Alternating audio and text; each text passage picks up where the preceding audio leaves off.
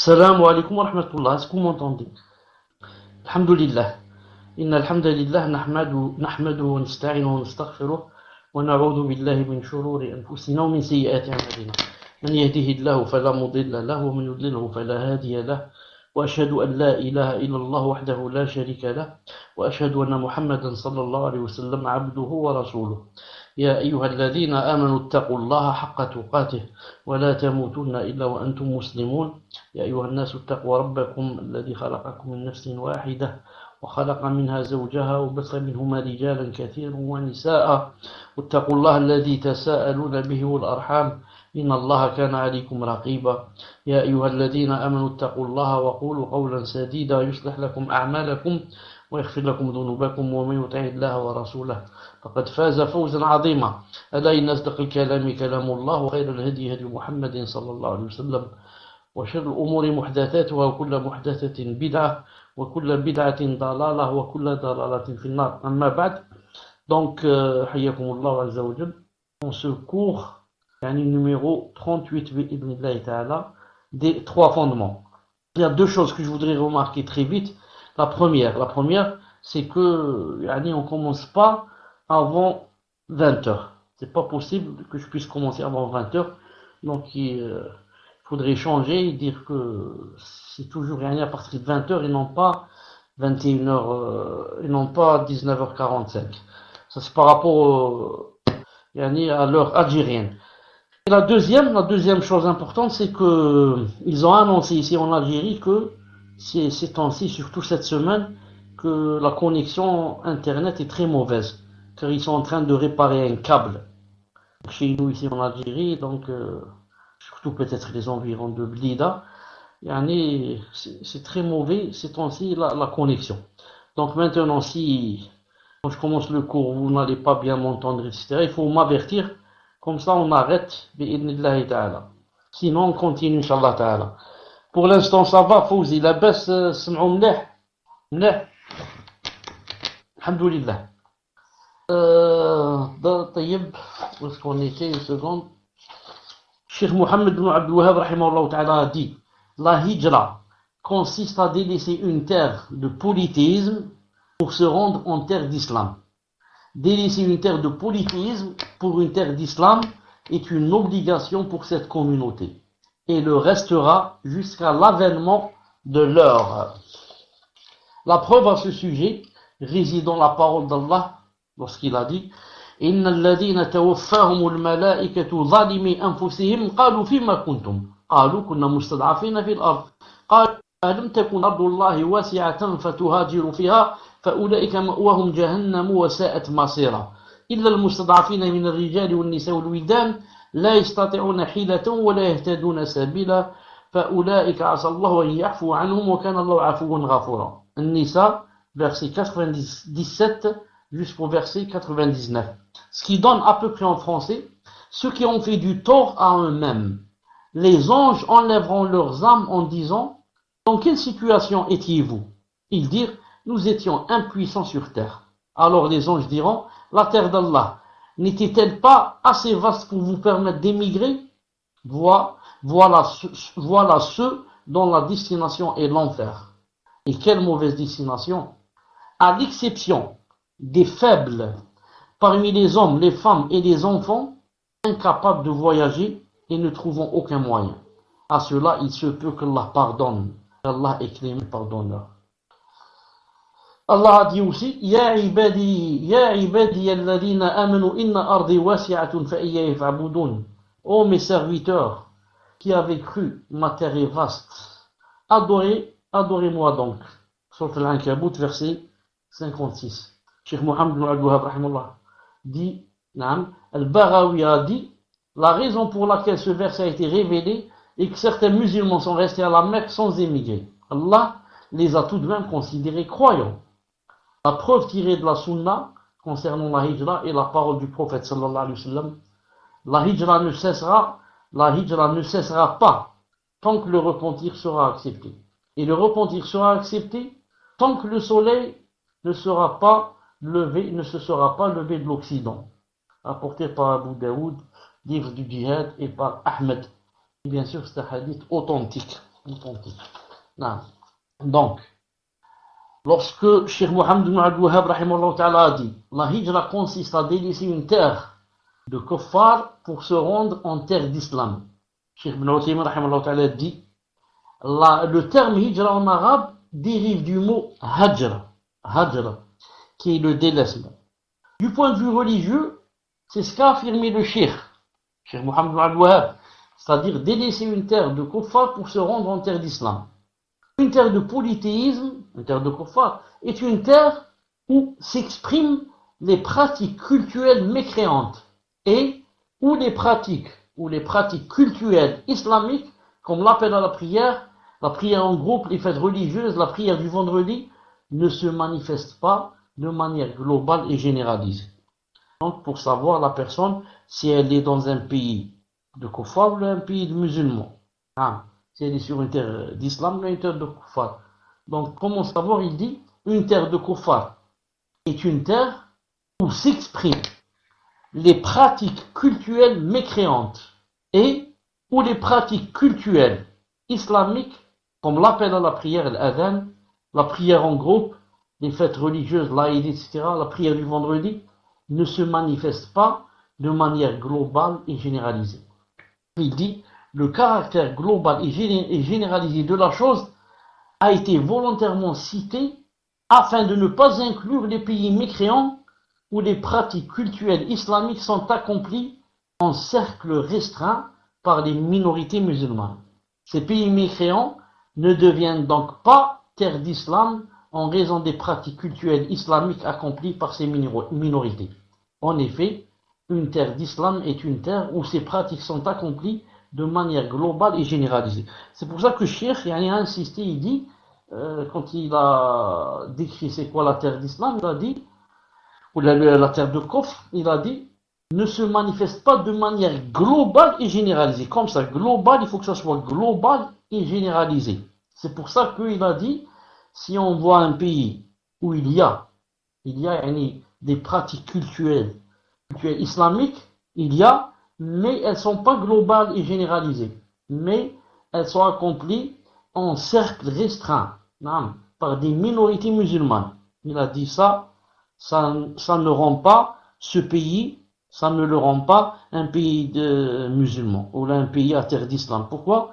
Parce que certes, il y a peut-être la prière, il y a certaines pratiques culturelles qui ont un rapport au culte islamique, mais c'est fait seulement par un groupe restreint. Ce n'est pas global et généralisé. Donc on ne peut pas dire que ce pays, c'est un pays musulman, un pays à terre d'islam, même s'il contient certaines pratiques musulmanes. Comme ce qui se passe maintenant dans les pays de kuffar, en France, au Canada, n'importe où. Certes, ils te laissent prier, mais tout juste. Il n'y a pas d'adhan, par exemple. Tu ne sens pas que c'est la prière de l'Aïd. Il ne peut pas te laisser prier dehors, la prière de l'Aïd dehors, dans un stade devant tout le monde, dans un désert comme ça. Non, c'est pas possible. Il faut prier en cachette, il faut prier, ne pas faire l'adhan, et comme ça. Ensuite, il dit, lorsque Cheikh Mohammed a dit, délaisser une terre de polythéisme pour une terre d'islam est une obligation pour cette communauté. Cheikh Ibn Uthaymin dit, la hijra est donc obligatoire pour tout croyant qui ne peut manifester clairement sa pratique religieuse en terre de mécréance. En effet, l'islam d'une personne n'est pas complet si elle ne peut clairement manifester sa religion, à moins qu'elle n'émigre. Or, tout ce qui est indispensable à la réalisation d'une obligation devient obligatoire. Comme on dit en arabe, ensuite, lorsque Cheikh Mohammed a cité le verset Innal ladina tawaffahumul malaikatu zalimi anfusihim al-aya, c'est-à-dire ceux qui ont fait du Torah eux-mêmes, les anges, lorsqu'ils vont prendre leur âme, vont dire dans quelle situation étiez-vous? Ils dirent nous étions impuissants sur terre, etc. Cheikh Ibn Uthaymin dit il y a dans ce verset une preuve concernant les personnes qui n'ont pas émigré, bien qu'en ayant eu les moyens, et qui verront les anges enlever leur âme, en leur faisant des reproches. Ils leur diront la terre d'Allah n'était-elle pas assez vaste pour immigrer? Donc, ils n'ont pas d'excuse. la terre d'Allah n'était-elle pas assez vaste pour l'émigrer? Cheikh dit, quant aux personnes persécutées, qui sont dans l'incapacité d'émigrer, Allah Azza wa Jalla leur a pardonné, en raison de leur incapacité. En effet, Allah ne charge pas une âme plus que ce qu'elle puisse supporter. Ensuite, lorsque Cheikh Mohammed rahimahullah ta'ala a cité l'autre verset, Ya ibadiya alladhina amanu inna ardi wasi'atun fa iyya fa'budun, et il a cité ce qu'a dit le Barawi. Cheikh dit, apparemment le Cheikh rahimahullah n'a rapporté que le sens des propos de Barawi, dans le cas où il les aurait rapportés de son exégèse. En effet, on ne retrouve pas ces termes exacts dans l'exégèse de Barawi. Le son est faible. D'accord. Et maintenant, est-ce que c'est la même chose? Parce que je me tourne un peu pour lire du livre. Et maintenant, est-ce que c'est la même chose? Et attendez, je vais vérifier le son, s'il est à 100%, une seconde. 100%. Donc, non. Donc le son est normal, Inch'Allah Ta'ala. Donc, ensuite, Cheikh Mohammed rahimahullah ta'ala a cité le hadith, la hijra ne cessera pas tant que le repentir sera accepté. Et le repentir sera accepté tant que le soleil ne sera pas levé de l'Occident. Ici, Cheikh Ibn Uthaymin dit rahimahullah ta'ala, ceci arrivera, c'est-à-dire la hijra ne cessera pas, etc., et le repentir sera accepté. Tant que le soleil ne sera pas levé de l'Occident, Cheikh Ibn Uthaymin dit, ceci arrivera lorsque plus aucune bonne action ne sera acceptée. Allah Ta'ala a dit, يَوْمَ يَأْتِي بَعْضُ آيَاتِ رَبِّكَ لَا يَنْفَعُ نَفْسًا إِيمَانُهَا لَمْ تَكُنْ آمَنَتْ مِنْ قَبْلُ أَوْ كَسَبَتْ فِي إِيمَانِهَا خَيْرًا. Allah Ta'ala dit, le jour où certains signes de ton Seigneur viendront, c'est-à-dire les grands signes, la foi ne profitera à aucune âme qui n'avait pas cru auparavant ou bien acquis le moindre mérite de sa croyance. Ça veut dire que lorsque les grands signes apparaîtront, comme ici le soleil, lorsqu'il apparaîtra par exemple de l'Occident et pas de l'Orient, toute personne qui n'était pas croyante et qui veut le devenir ce jour-là ne pourra pas. De même que toute personne qui était croyante mais qui n'avait pas œuvré ne peut plus œuvrer. C'est-à-dire, lorsque le soleil apparaîtra de l'Occident, toute personne qui est kafir ne pourra plus devenir musulman et dire Ashhadu an la ilaha illallah, ashhadu anna Muhammadan abduhu wa rasuluhu, après avoir vu le soleil sortir de l'Occident. Ni la personne qui était croyante ne peut dire, donc, moi, à partir d'aujourd'hui, je commence à faire nafila, je commence à jeûner, je commence à faire ceci. Tout cela n'est plus accepté. Cheikh Ibn Uthaymin rahimahullah ta'ala dit, le signe mentionné dans ce verset désigne le lever du soleil à l'ouest. Le lever du soleil à l'ouest. Complément maintenant, le statut juridique du voyage en terre de mécréance. Voyager en terre de mécréance, c'est-à-dire pour celui qui est dans une terre d'islam, n'est permis que sous 3 conditions. Quelqu'un qui est en terre d'islam n'a pas le droit de voyager vers une terre de kuffar, sauf s'il remplit 3 conditions. La première, que le voyageur soit doué de sciences religieuses lui permettant de réfuter les ambiguïtés insufflées par les mécréants. Donc, pas n'importe qui a le droit de dire, moi, je vais aller dans un pays de kuffar. Il faut 3 premières, il faut que cette personne ait assez de sciences religieuses. Pourquoi? Pour que ça lui permette de réfuter les ambiguïtés insufflées par les mécréants. Alors une personne peut aller là-bas et elle commence à parler avec les mécréants, etc. Et on commence à lui insuffler des ambiguïtés, et cette personne qui est partie là-bas n'a pas assez de science pour réfuter, pour dire non, ça c'est pas vrai, Allah a dit ceci, le prophète a dit cela. Il n'y a rien dans la tête et dans le cœur. Donc on commence à lui à le remplir d'ambiguïté. Ça c'est la première condition, avoir assez de science religieuse pour réfuter les ambiguïtés. Deuxième condition, qu'il soit doté de piété, l'empêchant de succomber aux tentations du péché. Deuxième condition, avoir assez de piété pour ne pas succomber aux tentations du péché. Troisième condition, qu'il soit dans la nécessité d'effectuer ce voyage.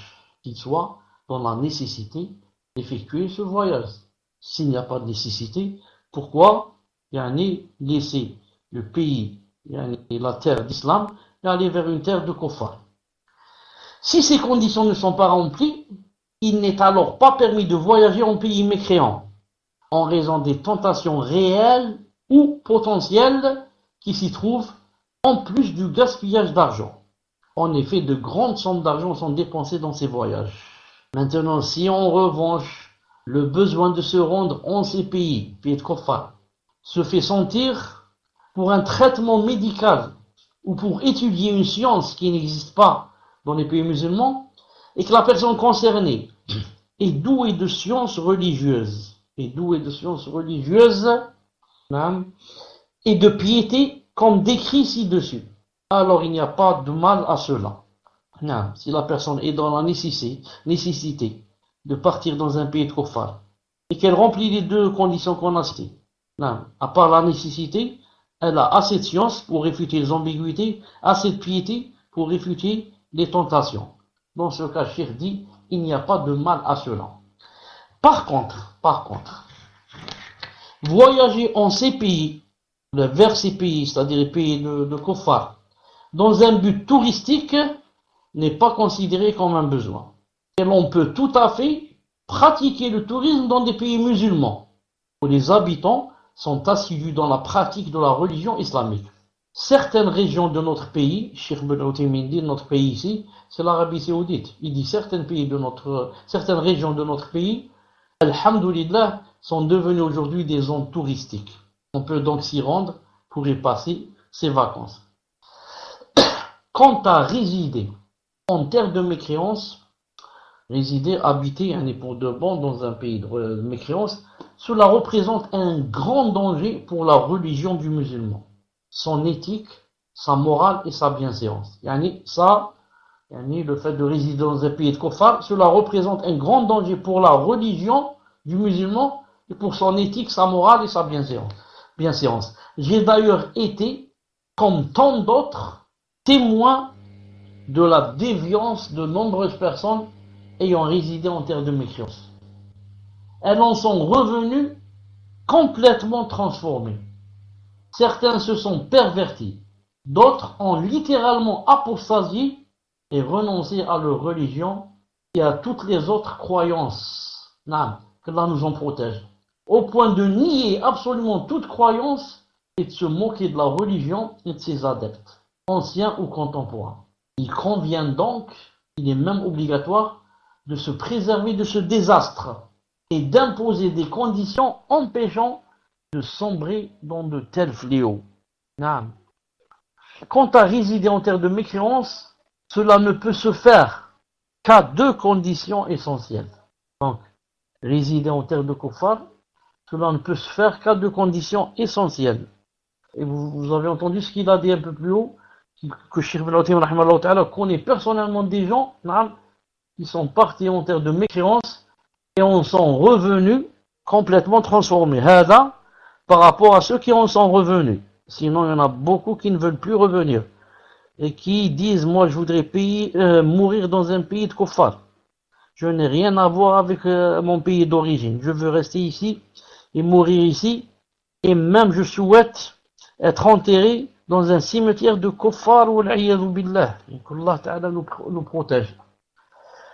Et combien de personnes donc sont parties avec une bonne niya et ou bien sont plus revenus ou bien sont revenus complètement transformés comme dit Cheikh. Certains se sont pervertis, ça c'est la plupart. D'autres ont littéralement apostasié et renoncé à leur religion et à toutes les autres croyances. Non seulement à l'islam, mais il te dit maintenant je ne crois en plus rien. Classe.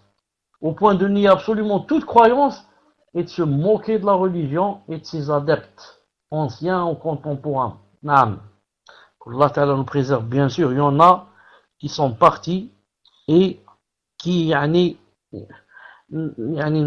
n'ont rien perdu de leur religion, bien sûr, et qui sont revenus, alhamdoulilah, comme au début, et qui vraiment se sont accrochés, mais ceux-là, ils se comptent sur les doigts de la main. Ils se comptent sur les doigts de la main. 1, 2, 3, 4, ils sont 5 ou 6 ou 10. Non. Sinon, la plupart, ils reviennent transformés.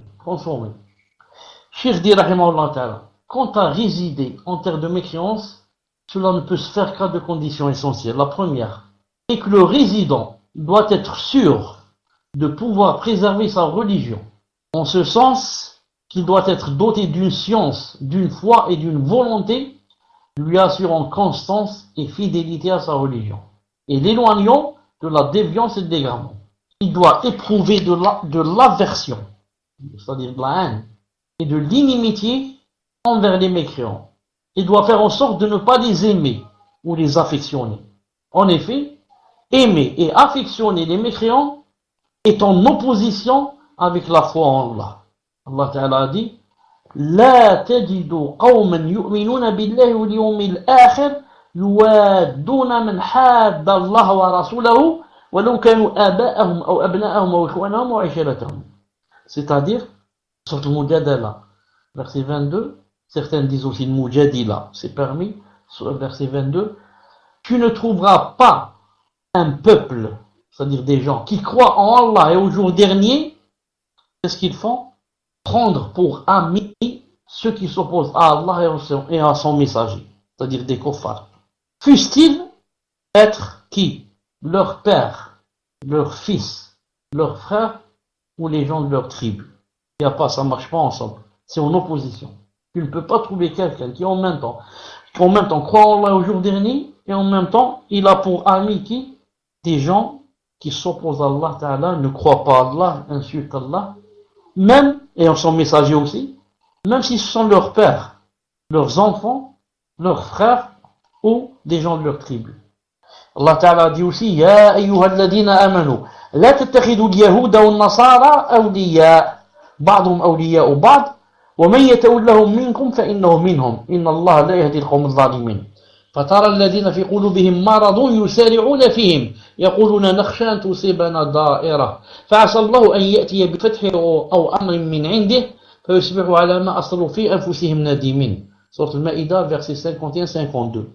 C'est-à-dire, ça donne à peu près, vous les croyants, ne prenez pas pour alliés les juifs et les chrétiens. Ils sont alliés les uns des autres. Et celui d'entre vous qui les prend pour alliés devient un des leurs. Allah ne guide certes pas les gens injustes. Tu verras d'ailleurs que ceux qui ont une maladie dans le cœur se précipitent vers eux et disent « Nous craignons qu'un revers de fortune ne nous frappe. » Mais il se peut qu'Allah fasse venir la victoire ou un ordre émanant de lui. Alors ils regretteront leurs pensées secrètes. Donc beaucoup prennent les juifs et les chrétiens comme alliés, na'am, alors que c'est haram. Et ils disent, na'am, ils ont une maladie dans le cœur, ils se précipitent vers eux et disent nous craignons qu'un revers de fortune nous frappe. Na'am. Mais ils ont oublié Allah subhanahu wa ta'ala et que une victoire puisse venir de lui. Donc toi, va chercher la victoire chez les chrétiens et les juifs. Na'am. Et oublie Allah et tu verras comment sera la fin. On rapporte authentiquement que le prophète alayhi salam a dit quiconque aime un peuple est l'un des leurs. Et l'on sera dans l'au-delà avec ceux que l'on a aimés. Et on sera dans l'au-delà avec ceux que l'on a aimés. Cheikh dit, Cheikh Ibn Uthaymin rahimahullah ta'ala dit aimer les ennemis d'Allah est un des plus graves dangers qui guettent le musulman. En effet, les aimer, c'est les approuver et les suivre. Ou tout au moins, ne pas condamner leurs actes. C'est la raison pour laquelle le prophète a dit quiconque aime un peuple est un des leurs. Donc je répète, il a dit les aimer, c'est les approuver et les suivre. Ou du moins, ne pas condamner ce qu'ils font. Quand on aime quelqu'un, si on ne le suit pas à 100%, du moins, on se tait quand il fait des choses qui sont contraires à la religion. On se tait. Ça, c'est la première condition. La deuxième condition est qu'il soit possible pour le résident de clairement manifester son appartenance religieuse en pratiquant son culte sans qu'on ne lui cause aucun problème. Ainsi, il ne doit pas être empêché d'accomplir les prières quotidiennes, la prière du vendredi et la prière en groupe, s'il y a avec lui d'autres personnes musulmanes priant en groupe et aptes à accomplir la prière du vendredi. De même, il ne doit pas être empêché d'acquitter la zakat, d'accomplir le jeûne, le pèlerinage et les autres pratiques cultuelles. S'il ne peut accomplir ces rites, résider en terre de mécréance lui est alors interdit, car l'émigration devient obligatoire pour lui. Donc il a dit, la deuxième condition, il ne doit pas être empêché d'accomplir les prières quotidiennes. Alors que, en France par exemple, c'est interdit d'accomplir la prière quotidienne chez la plupart des endroits, dans la plupart des endroits, dans la plupart des sociétés, De même, la prière du vendredi ne doit pas être empêchée. Alors qu'en France, on est empêché d'accomplir la prière du vendredi. Et la prière en groupe, alors là c'est pire. Si je dis au patron, j'arrête, que je vais aller à la mosquée prier et je reviens, c'est pire. Même dans la même société, je sais pas, je vais à la mosquée, je vais prier dans la société ici en groupe, j'arrête, je travaille pour prier en groupe. C'est interdit. Non. Ensuite, il a dit, il ne doit pas être empêché d'acquitter la zakat, d'accomplir le jeûne, le pèlerinage et les autres pratiques culturelles. Non. Ensuite, il y a une chose, moi, qui m'étonne, quand je vais à un endroit ici à Alger qui s'appelle Bebloued. Il y a un endroit qui s'appelle, une église, qui s'appelle, eux ils l'appellent comme ça, ils l'appellent Notre-Dame d'Afrique. Moi je l'appelle pas Notre-Dame d'Afrique, je l'appelle leur Dame d'Afrique. Et moi, dans leur Dame d'Afrique là-bas, qu'est-ce qu'il y a? Il y a une grande église, très grande, qui a en même temps une vue sur la mer. Donc ce qui m'étonne, c'est que cette grande église contient jusqu'à de nos jours, des croix, des grandes croix que l'on peut voir, 3 ou 4, très grandes. Je me dis, Allah, je ne sais pas pourquoi l'État ne demande pas aussi à la France, puisque ici, moi je t'ai pas enlevé la croix, je t'ai laissé la croix et normalement c'est interdit. Donc toi tu me laisses les minarets des mosquées. Alors qu'en France c'est interdit, comme ça le minaret d'un mosquée, c'est interdit. Je veux faire une petite mosquée ou là c'est dans la cave ou le sous-sol ou je ne sais quoi, mais il n'y a pas de minaret, ni adhan, ni rien. Donc je vois pas pourquoi moi je te laisse ici la croix, toi tu me laisses pas le minaret là-bas. Il dit ici, l'auteur d'Al-Mourni, page 457, volume 8, a dit à propos des différentes catégories des gens concernant l'immigration, il a dit, la première catégorie est celle des gens pour qui l'immigration est obligatoire. Il s'agit de ceux qui ont les moyens d'émigrer et qui ne peuvent ni manifester clairement leur appartenance religieuse, ni accomplir les rites obligatoires de leur religion en vivant parmi les mécréants. L'émigration est une obligation pour eux. Allah Ta'ala dit Inna alladhina tawaffahumul malaikatu zalimi anfusihim qalu fima kuntum qalu kunna mustad'afina fil ard al-aya qu'on a cité tout à l'heure. C'est-à-dire ceux qui ont fait du tort à eux-mêmes. Les anges enlèveront leurs âmes en disant dans quelle situation étiez-vous? Ils vont dire nous étions faibles sur terre. Alors les anges diront la terre d'Allah n'était-elle pas assez vaste pour vous permettre d'émigrer, etc. Il dit il y a là une menace sévère qui indique le caractère obligatoire de l'immigration. En effet, accomplir les actes religieux exigés est obligatoire pour qui en a la capacité. Émigrer est une condition préalable nécessaire à la réalisation complète des actes obligatoires. Or, tout indispensable à la réalisation d'une obligation devient une obligation. Comme on a dit tout à l'heure. Il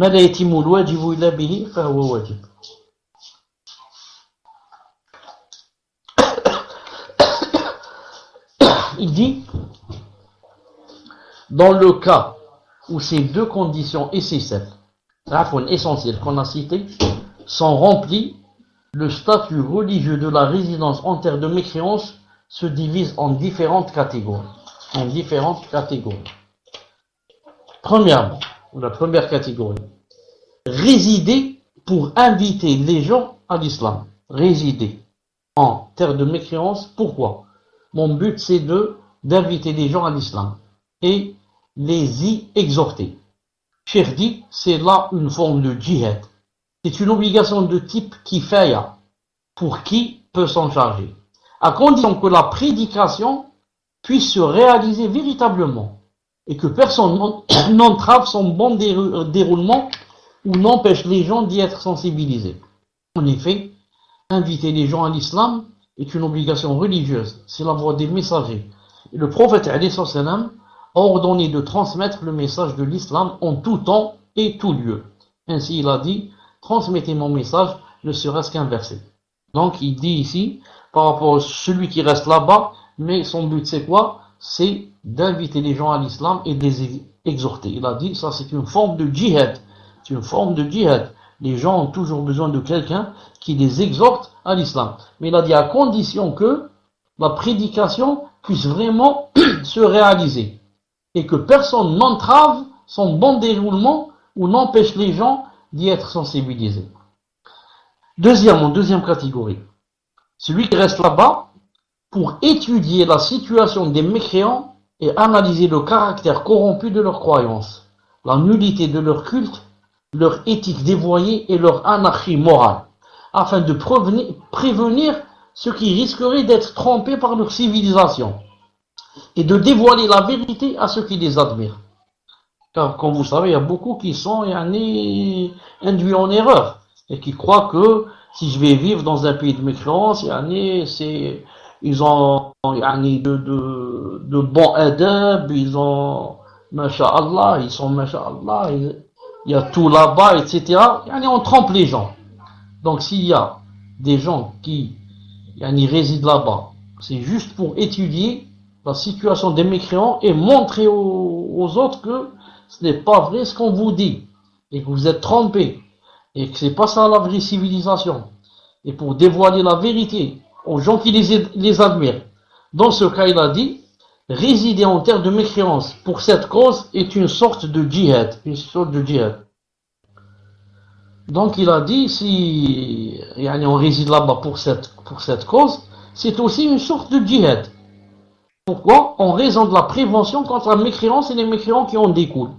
Cette prévention implique l'incitation à se conformer à l'islam et à ses principes. En effet, la nullité de la mécréance est une preuve de la validité de l'islam. Et comme on le dit si bien, on connaît les choses par leur contraire. Donc ça rentre aussi dans une sorte de djihad.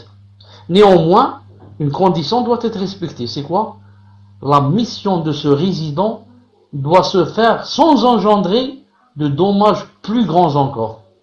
Ainsi, s'il ne peut atteindre son but, car on l'empêche de diffuser les informations touchant au mode de vie des mécréants, et qu'on lui a interdit de prévenir ses co-religionnaires, alors il n'y a plus d'intérêt à résider en terre de mécréance.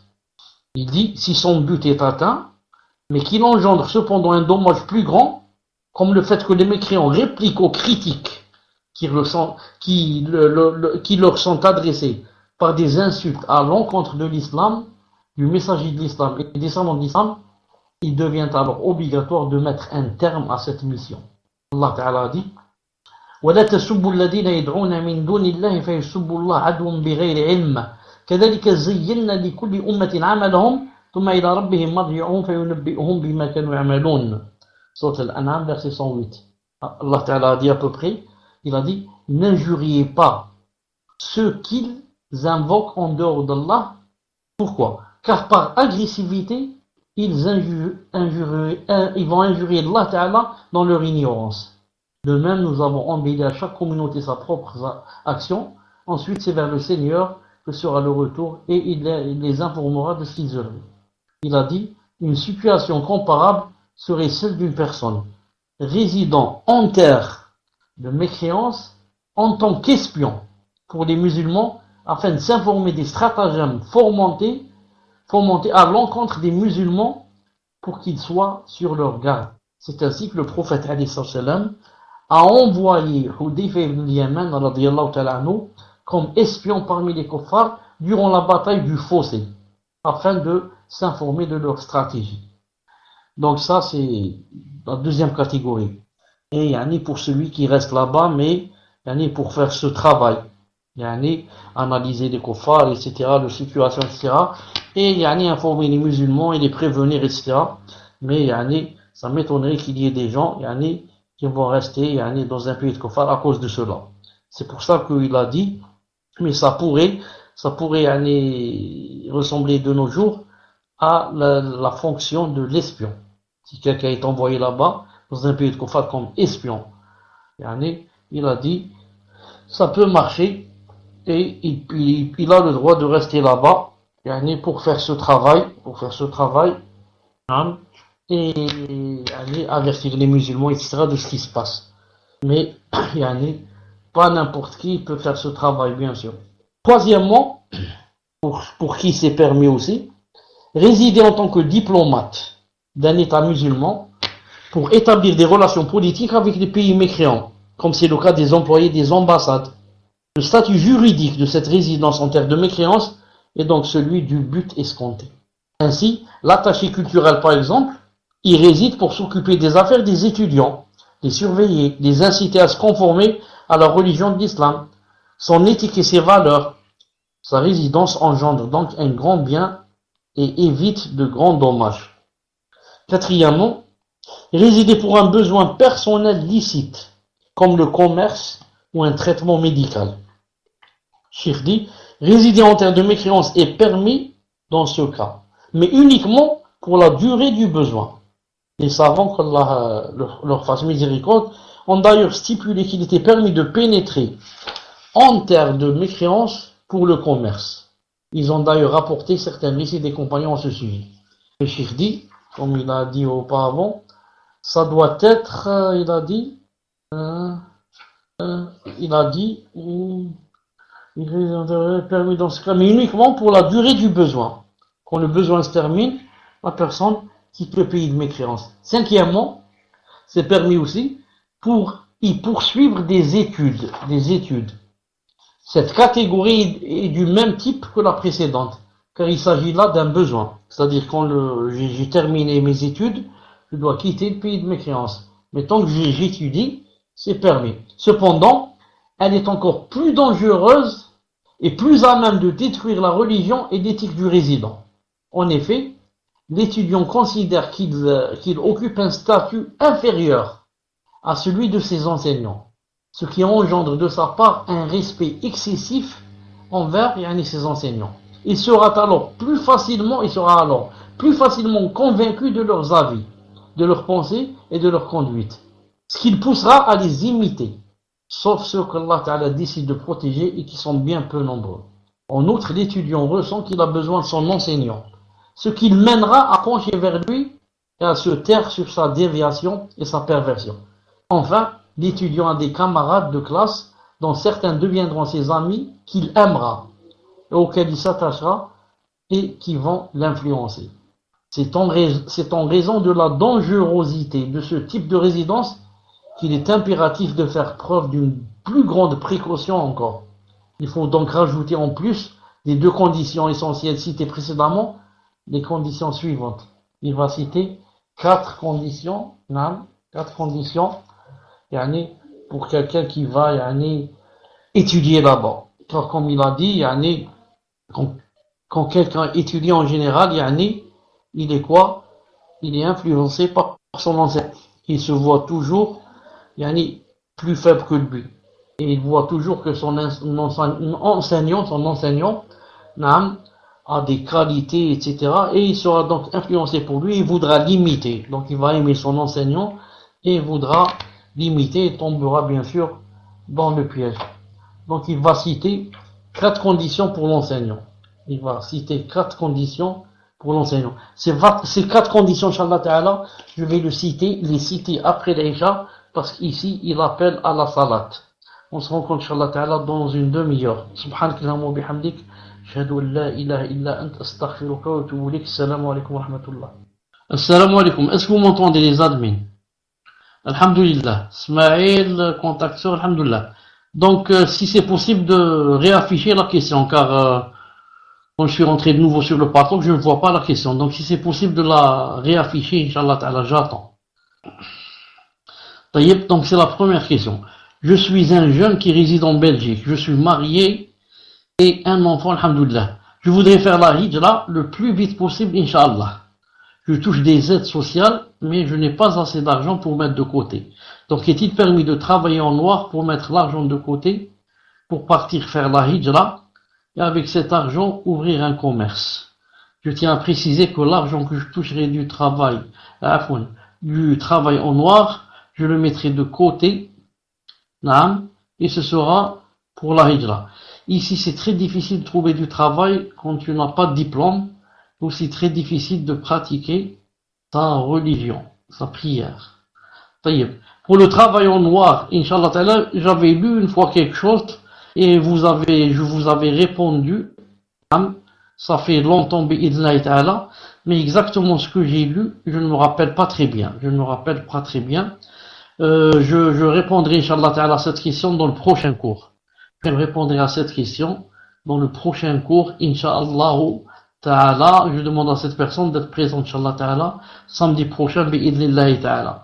On passe à la deuxième question, tfaddal. Salam alaikum wa rahmatullahi wa barakatuh. Est-ce qu'il y a du son? Donc, question d'une sœur. Salam alaikum, cher. Je suis en hijra en Égypte. Ce n'est pas mon pays d'origine. J'ai quitté la France il y a plus de 9 ans, mais aujourd'hui je suis en situation de divorce. Me conseillez-vous pour préserver ma hijra en sachant que j'ai 6 enfants de 4 à 18 ans et je ne travaille pas? Jazakallahu khairan. Tafadal ya Sheikh. Donc la personne dit, je suis en hijra en Égypte. C'était pas mon pays d'origine. J'ai quitté la France il y a plus de 9 ans. Alhamdoulilah, moi aujourd'hui je suis en situation de divorce. Que me conseillez-vous pour préserver ma hijra en sachant que j'ai 6 enfants de 4 à 18 ans et je ne travaille pas? Jazakallahu khairan. Donc il n'y a pas d'autre conseil que de conseiller la personne, premièrement, de patienter, bi'idhnillahi ta'ala, et deuxièmement, de faire des démarches pour ou bien se marier, ou bien trouver du travail. Encore se marier, c'est plus primordial que de travailler. Travailler dans un pays étranger, ce n'est pas chose facile.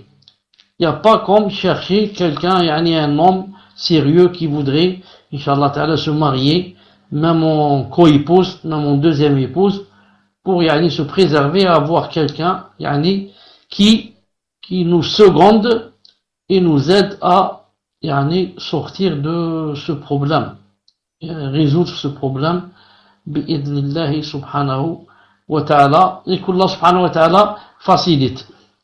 Tfaddal. Barakallahu fikum Cheikh. Donc on passe à la troisième question d'une sœur. Salam alaikum Cheikh. Suis-je concerné par la hijra, sachant que je touche les aides, car je suis divorcé, mon fils travaille actuellement? Tafadal ya Cheikh. Là, mon principe, tout le monde qui vit dans un pays de kuffar est concerné par la hijra. Sauf vraiment celui qui, comme on l'a dit, n'a pas les moyens, ou bien vraiment n'a pas comment faire pour la hijra, et celui-là il attend jusqu'à ce que Allah subhanahu wa ta'ala lui facilite. Mais si la personne a les moyens, et bien sûr ça demande aussi des moyens financiers pour venir ici et au moins louer une maison, au moins une année ou là, si la personne maintenant n'a pas les moyens, qu'elle mette dans sa niya au moins que quand j'aurai les moyens, bi'idhnillahi ta'ala, je partirai. Mais la personne doit mettre dans sa niya que dès que, Inch'Allah ta'ala, j'ai les moyens, au moins financiers, je partirai bi'idhnillahi ta'ala. Tfaddal. Barakallahu fikum Cheikh. Donc on passe à la quatrième question d'une sœur. Je suis étudiante en France et ma famille tient beaucoup à ce que je termine mes études. Mais je souhaite terminer ces études en Algérie pour éviter les problèmes de la France, notamment par rapport au hijab, entre autres. Mais là-bas, l'université est mixte, comme en France. Est-ce que cela entacherait la récompense de la hijra? Tafadal ya Cheikh. Wa alaykum salam wa rahmatullahi wa barakatuh. Non, ça n'entache pas la récompense de la hijra. Car la hijra est une chose, et ensuite, faire des péchés ou autre, c'est autre chose.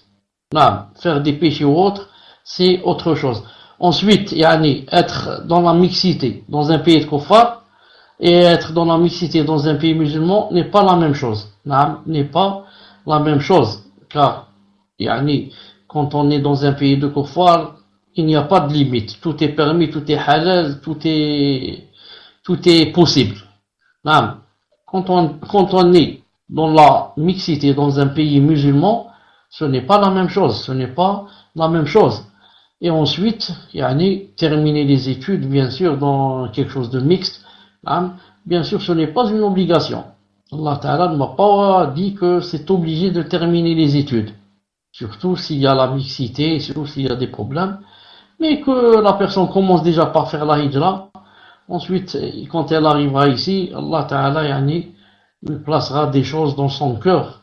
Bi'idhnillah subhanahu wa ta'ala. Et si elle se voit vraiment contrainte de terminer ses études, hein, yani, c'est moins grave que les terminer dans un pays de kuffar. Wallahu ta'ala a'lam. Tfaddal. Barakallahu fikum, cheikh. Donc, nous passons à la 5e question, question d'un frère. Salam alaikum, cheikh, qu'Allah vous préserve.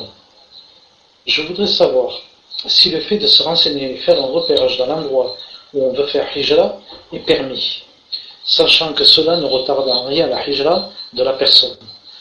Car certains frères disent qu'il faut partir directement car le prophète sallallahu alayhi wa sallam et les compagnons ont fait des causes avant que l'obligation descende. Et quand elle est descendue, ils ont directement émigré. Tafadal ya Cheikh. Se renseigner et faire un repérage de l'endroit où on veut partir n'est pas interdit. N'est pas interdit, ça rentre dans yani, le fait de prendre des causes. Le fait de prendre des causes. Et le prophète sallallahu alayhi wa sallam, quand il a envoyé les gens, yani les sahaba, en Abyssinie, il a cité, il a dit que là-bas il y a un homme qui, yani, si vous allez là-bas, il va pas vous faire du tort, etc. Donc c'est une preuve que il savait déjà, il avait une idée, et il avait même des connaissances du pays où il voulait les envoyer. Il ne les a pas envoyés en Italie ou ailleurs. Il les a envoyés spécialement en Abyssinie, alors que Roma existait. Ils ont envoyé spécialement en Abyssinie où ils savaient ce qu'on appelle maintenant l'Habasha, c'est-à-dire l'Éthiopie. Ils avaient déjà une connaissance de ce qui allait se passer là-bas. Ils sont partis là-bas, alhamdoulilah, et c'était comme a dit le prophète alayhi salam, personne ne leur a fait du tort, ils ont été accueillis, masha'Allah. C'est pour cela que c'est permis à la personne de demander des renseignements sur le pays où elle veut émigrer, s'il y a ceci, s'il y a cela, qui correspondrait aux critères de son choix, bi'idhnillah subhanahu wa ta'ala. Naam. Tfadal. Barakallahu fikum, cheikh. Donc on passe à la 6e question. Question d'une sœur. Salam alaikum ya cheikh. Qu'Allah vous accorde le plus haut degré du paradis ainsi qu'à toute la communauté de Mohammed sallallahu alayhi wa sallam. Amin. Ma question concerne la hijra, cheikh. Mon époux a 4 enfants en bas âge de son premier mariage. Nous aimerions faire hijra, mais le souci est qu'il a des réticences à laisser ses enfants si jeunes, seuls avec leur mère en terre de mécréance. Son ex-femme ne veut pas lui laisser. Doit-il faire hijra quand même malgré tout et les laisser sans l'autorité d'un père, cher? Ou doit-il rester auprès d'eux le temps qu'ils grandissent, Inch'Allah? Tafadal ya Cheikh. Wallahu ta'ala alam, alaykoum salam wa rahmatullah, naam. C'est une question assez difficile une question que normalement on poserait à un savant qui donnerait une fatwa qui dirait que par rapport à ton cas, c'est ceci, c'est cela. Non. C'est pour ça que ce que je vais dire reste seulement mon avis, qu'on peut prendre et qu'on peut jeter, et avec lequel on peut frapper le mur, bi'idhnillahi ta'ala. Car mon avis serait de dire Si yani, il veut rester, il doit yani, remplir au moins deux conditions. La première, qu'il sait qu'il n'a pas peur pour son dîn. Car si moi je vais rester à cause de mes enfants, ensuite si c'est moi qui vais perdre mon dîn et tomber dans les péchés ou dans l'apostasie ou je ne sais quoi, donc à quoi ça sert que je veuille sauver quelqu'un si c'est moi yani, qui coule. Non. Donc si je dois rester, c'est que la première condition, c'est que vraiment je suis sûr de moi, bi'idhnillahi ta'ala. Je me connais bien, que je suis quelqu'un de sérieux, quelqu'un qui est assidu aux prières, au groupe et loin des tentations et ceci, cela. La première condition. La deuxième, c'est que je suis sûr aussi d'avoir un impact sur les enfants. Car si je suis le genre, je connais bien mes enfants et qui ne m'écoutent pas, et c'est comme si je n'existais pas. Tout ce que je dis rentre d'une oreille, sort de l'autre, qu'ils écoutent plutôt leur mère, qui veut les dévier ou je ne sais quoi. Donc à quoi ça sert de rester? Donc la deuxième condition, je suis sûr que mes enfants m'écoutent et m'obéissent et que, alhamdoulilah, je vois là le fruit de ce que je dis, ce que je leur ordonne. Et que, alhamdoulilah, il y a le fruit, il y a le résultat, ils sont en train de, jour après jour, d'aller vers le meilleur. Donc, alhamdoulilah, leur din, voilà, ils sont réceptifs et leur din, alhamdoulilah, il s'améliore de jour en jour. Là, si je reste plus ou moins, je suis excusé, je suis resté pour pour ce grand but, pour que mes enfants soient sur la droiture et ne dévient pas, le temps qu'ils grandissent un peu et qu'ils puissent continuer tout seuls et que je parte. Mais s'il n'y a pas ces deux conditions, la personne doit partir bi'idhnillahi ta'ala. Wallahu azza wa jal a'lam. Tfaddal. Barakallahu fikum cher. Donc on passe à la question numéro 7, question d'une sœur. Comment convaincre nos enfants ados qui sont dans un grand bienfait en terre d'islam et qu'ils obéissent à Allah, car je rencontre des difficultés avec mon fils de 16 ans. Barakallahu fikum ya sheikhana. Tafadal ya sheikh.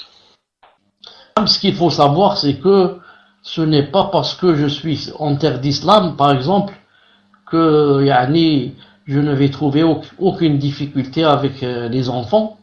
Nous, on est ici en terre d'islam et on a de grandes difficultés avec nos enfants. Bien sûr, ce n'est pas toujours avec tous les enfants, mais presque toujours, il y a un des enfants ou deux avec lesquels ça ne marche pas comme il faut, mais qu'on doit supporter et qu'on doit essayer de les convaincre avec beaucoup de difficultés. Non, ce n'est pas, comme j'ai dit, tous les enfants qui sont ici que ils vont marcher à la baguette et ils vont suivre tout ce qu'on leur dit et ils vont vraiment remplir nos yeux de joie. Non, il y a toujours certains avec lesquels c'est difficile et qu'il faut les supporter, il faut fermer un peu les yeux et faire son possible pour qu'ils fassent ce qu'ils peuvent, car ils n'ont pas la foi comme ils font, ils n'ont pas la douceur de la foi, ils n'ont pas, et surtout à l'adolescence. Surtout, elle cite ici, elle dit 16 ans. 16 ans, c'est vraiment, l'adolescence, c'est vraiment les moments des tentations, c'est vraiment les moments des fitna. Et sur l'âge difficile, surtout de nos temps. Surtout de nos temps et surtout avec l'internet. Avec le Facebook et avec ce qu'il y a. Des fois, si tout juste l'enfant fait les prières, on se dit alhamdoulilah. Alhamdoulilah, c'est déjà, il fait les prières.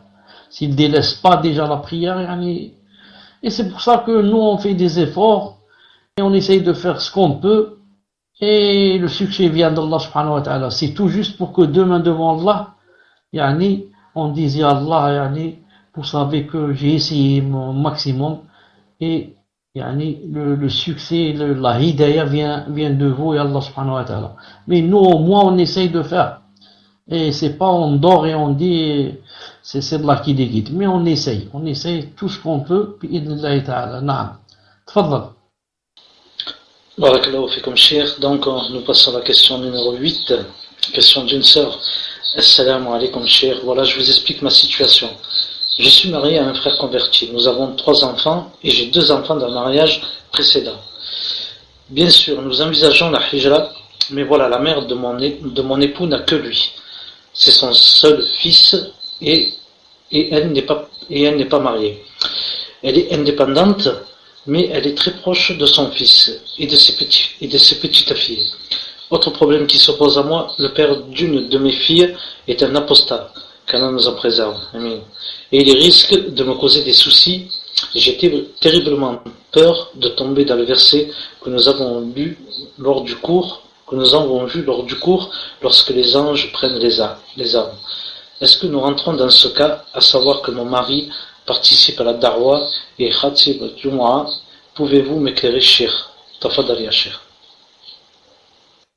Alaykoum salam wa rahmatullah. Par rapport à l'information qui dit que la mère de mon époux n'a que lui. Non. Elle est indépendante, mais elle est très proche de son fils. Être très proche de son fils, ne suffit pas. Non, ne suffit pas. Car ce qui peut être une excuse, c'est quand on a une mère qui est dépendante de son fils. Qui par exemple est au chevet, malade, vraiment âgé, n'a personne pour lui acheter, etc., pour qu'elle mange, etc., et n'a que ce fils, celui-là, donc il est contraint de rester avec elle jusqu'à ce que Allah Ta'ala fasse une solution. Mais si elle est indépendante et que elle peut faire ça tout seul, elle peut manger tout seul, boire et vivre, et qu'elle a de l'argent ou elle a une paye ou que lui il peut lui envoyer, dans ce cas, ça ne devient plus une excuse. Non, mais il doit sauver sa peau, s'il a les moyens, et de quitter. Ça n'empêche pas quand on quitte le pays, ça n'empêche pas qu'on reste en relation étroite avec les parents, surtout maintenant de nos jours avec Skype et avec Messenger, avec WhatsApp, on parle gratuitement de n'importe quel pays, on parle gratuitement, on se voit caméra, on se voit, c'est comme si on était présent. Et comme dit Cheikh Cheikh Roubaïd Hafidallah Ta'ala, que la personne, même en étant dans un pays islamique, on fait la hijra, ça n'empêche pas de faire du commerce ou de faire d'aller revenir dans un pays de kuffar si on est sûr de soi et si c'est juste pour faire du commerce et revenir, et comme ça. Wallahu ta'ala alam. Ensuite, pour la deuxième information, il dit: j'ai terriblement peur de tomber L'autre problème, c'est que le père d'une de mes filles est un apostat. Il risque de me causer des soucis. Non. Je ne vois pas quels sont les soucis, elle n'a pas cité.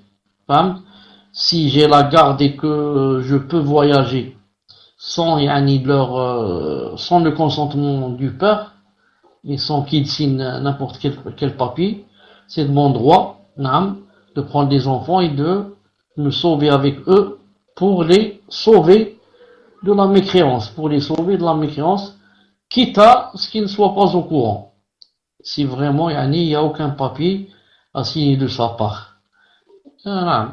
Et qu'Allah subhanahu wa ta'ala facilite, qu'Allah subhanahu wa ta'ala facilite, Allah ta'ala sait ce qu'il y a dans les cœurs, c'est si la personne peut et ne veut pas, ou si la personne vraiment ne peut pas, jusqu'à ce que vienne le moment propice. Wallahu ta'ala a'lam. Al-muhim, je dis toujours, au moins ayez la niya, au moins ayez l'intention dans le cœur, La personne qui meurt dans un pays de mécréance avec la niya qu'elle voulait, mais qu'elle attendait seulement le moment propice, n'est pas comme la personne qui meurt dans un pays de mécréance avec aucune niya dans le cœur, avec elle n'a pas l'intention dans le cœur de quitter un jour. Mais elle dit, moi je veux terminer mes jours ici et mourir dans un pays de mécréance. C'est cette personne qui a peur que quand elle meurt, les anges vont lui dire, la terre d'Allah était vaste. Pourquoi il y a resté ici? Wallahu ta'ala a'lam. Barakallahu fikum Cheikh. Donc nous passons à la question numéro 9, question d'un frère. Je réside en France avec mon épouse et mes 4 enfants. Ils ne sont pas encore pubères. La plus grande a 7 ans. Et j'aurais besoin de vos conseils pour savoir si je dois faire devancer la hijra sur le hajj ou bien le contraire. Qu'Allah vous récompense pour vos efforts pour la communauté et qu'il vous préserve. Amin. Tafadal ya Cheikh. Wa alaykoum salam. La plupart, dans un cas pareil, disent on commence par la hijra. Pourquoi? Car en faisant la hijra, on a ensuite les moyens de faire le hajj, etc. Ça devient plus facile. Mais si on commence par le hajj, ensuite, qu'est-ce qui va se passer? Ensuite, je vais revenir, je vais me trouver toujours dans le pays de Koufar. Toujours dans le pays de Koufar. Mais d'autres ont dit, on voit ce qui est plus proche. Si le hajj est dans quelques jours, par exemple, là, dans un mois ou là, et que j'ai les moyens, etc., ils ont dit, je ne rate pas cette occasion. Je ne rate pas cette occasion, et je fais mon hajj. Et quand je reviendrai, Allah Ta'ala aussi me fera une solution. Mais si par contre, le hajj est loin, et que c'est possible de faire la hijra dès maintenant, on commence par la hijra. Wallahu Ta'ala a'lam. Tfaddal. Barakallahu fikum Cheikh. Donc nous passons à la 10e question, 10e et dernière question. Question d'un frère. J'ai entendu mon frère parler à ma mère de l'établissement d'Allah sur son trône. Ensuite, je l'ai entendu dire Mohammed VI.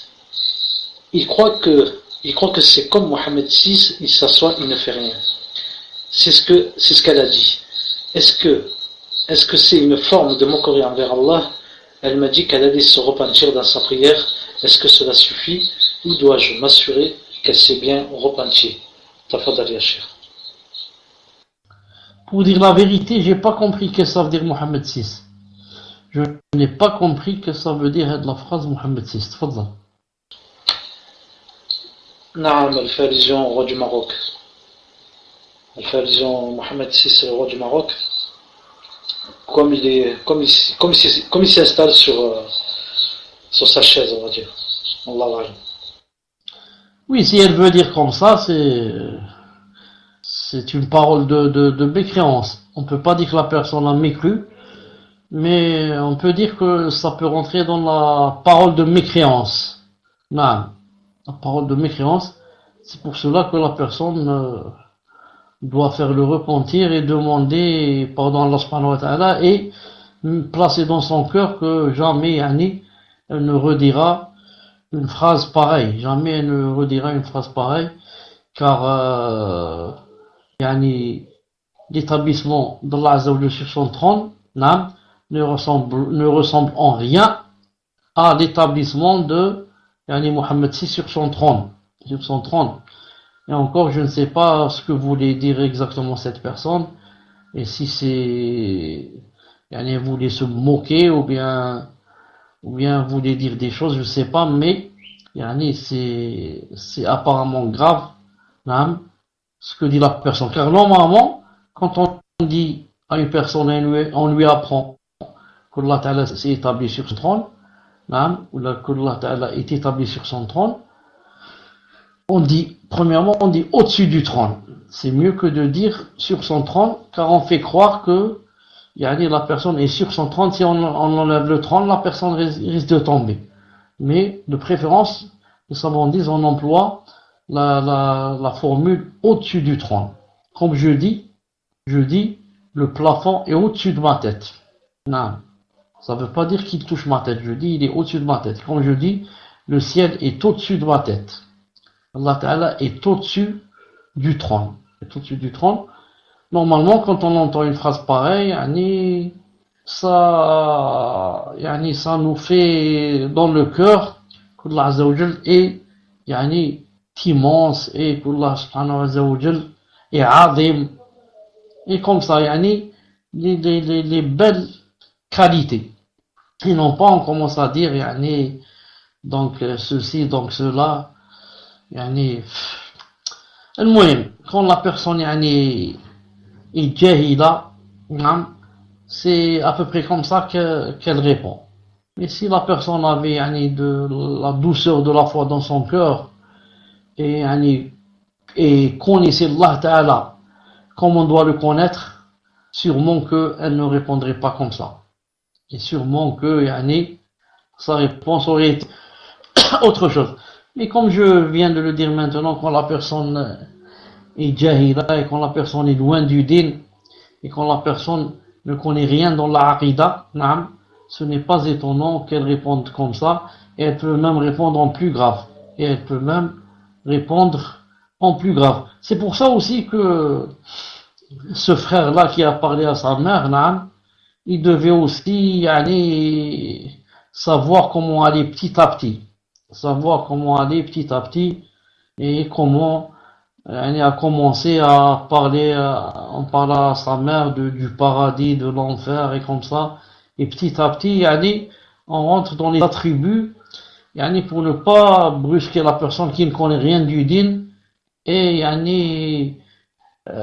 peut-être comme a dit, comme dans le hadith de Ali de Ibn Mas'ud aussi, le hadith de Ali, il a dit que parler aux gens d'après ce qu'ils comprennent. Parce que أتحبون أن يكذب الله ورسوله, est-ce que vous voulez que on dise que c'est pas vrai ce que vous dites sur Allah et sur son prophète, ou bien qu'Allah Ta'ala et son prophète mentent, ils doivent mentir. Pourquoi? Parce que tu lui parles de choses qui peut-être la personne ne peut pas les comprendre. C'est pour cela que Abdullah ibn Mas'ud radiyallahu ta'ala anhu a dit que tu ne parleras pas à une personne d'une chose que sa raison ne peut pas accepter sans que tu ne sois une fitna pour cette personne. إلا وكنت فتنة لبعضهم لا تخاطب الناس بما بشيء لا تدركه عقولهم إلا وكنت فتنة لبعضهم, comme dit Abdullah ibn Mas'ud. Donc quand on parle à quelqu'un de Aqidah, il faut aller avec lui doucement et commencer par petit à petit jusqu'à arriver aux choses des attributs et des choses que sa raison ne peut pas accepter comme ça facilement. Il faut aller doucement, petit à petit, jusqu'à lui faire apprendre la Aqidah. Autrefois, au temps du prophète sallallahu alayhi wa sallam, une bergère, le prophète sallallahu alayhi wa sallam lui a dit, où est Allah? Elle a dit au-dessus du trône. Non. Elle a dit dans le ciel, c'est-à-dire au-dessus des cieux. Donc une bergère, elle connaissait la Aqidah très bien. Et maintenant, le contraire. Je peux trouver quelqu'un, et ça c'est réel, quelqu'un qui a un doctorat dans la charia, doctorat en sciences islamiques, et qui ne sait pas que Allah Ta'ala se trouve au-dessus du trône, subhanallah al-azim. Un doctorat, wallah al-azim, que ce que je vous dis est vrai. Un doctorat dans la charia, qui enseigne la charia à la faculté, et qui ne sait pas que Allah Ta'ala est au-dessus des cieux, qui dit que Allah Ta'ala est partout. Et on a plein de docteurs comme ça. Donc, si un docteur en charia peut dire comme ça, il ne sait pas qu'Allah est au-dessus du trône, qu'en est-il? Une de nos mères qui passe son temps dans la cuisine et qui passe son temps à, je ne sais quoi, avec les voisines à dire n'importe quoi. Donc c'est pour ça qu'il faut aller doucement, Inch'Allah Ta'ala. Inch'Allah Ta'ala. Non. Voilà, Inch'Allah Ta'ala pour aujourd'hui. Il faut que vous n'oubliez pas de m'envoyer sur mon Gmail que je dois chercher sur la question du travail en noir bi'idnillahi ta'ala pour ne pas oublier. سبحانك اللهم وبحمدك أشهد أن لا إله إلا أنت أستغفرك وأتوب إليك. السلام عليكم ورحمة الله وبركاته.